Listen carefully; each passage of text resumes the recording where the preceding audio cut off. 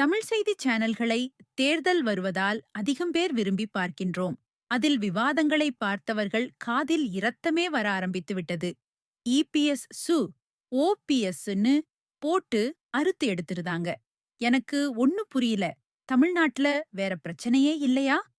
தூய்மை பணியாளர்கள் போராட்டம், சில அரசு துறையிலேயே சம்பளம் ஒவ்வொரு மாதமும் தாமதமாக கிடைப்பது, ஜிஎஸ்டியினால் எந்த பொருட்களின் விலை குறைந்துள்ளது, யாருக்கு ஆதாயம் என்பதையெல்லாம் விவாதம் செய்யவே மாட்டார்கள்.